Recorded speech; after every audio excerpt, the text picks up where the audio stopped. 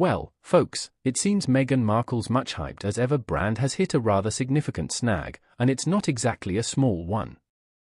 Turns out, trying to launch a clothing line when your chosen brand name is already in use by, among others, a Chinese fast fashion firm, is a recipe for a trademark disaster.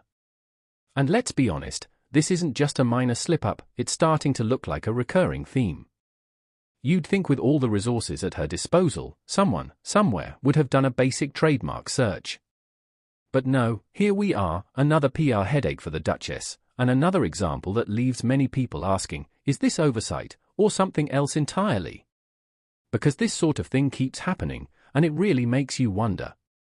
Now, let's dig into the details, shall we? The reports coming out of the US Patent and Trademark Office, USPTO, are pretty damning. Meghan's legal team, those high-powered lawyers she's so fond of employing, apparently filed for a trademark covering a whole laundry list of products, including clothing, under the as ever moniker. Sounds ambitious, right? Too ambitious, it seems. The USPTO swiftly put the kibosh on the clothing aspect, citing likelihood of confusion. In plain English, that means too many other businesses are already using that name, or something very similar, and they're not about to let Meghan waltz in and claim it as her own.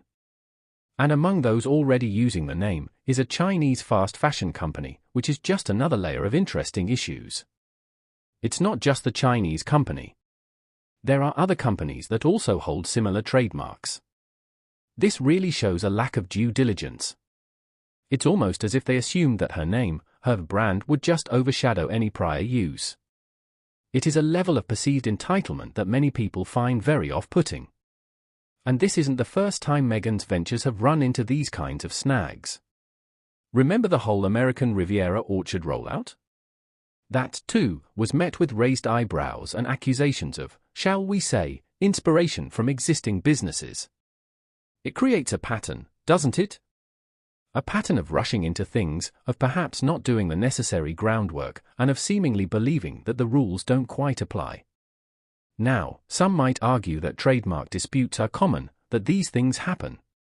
And, to a degree, they're right. But it's the sheer frequency of these oops moments that's raising eyebrows. It's the sense that Meghan and her team are operating in a bubble where basic business practices are somehow beneath them. This, when she is trying to create businesses. The optics, as they say, aren't great.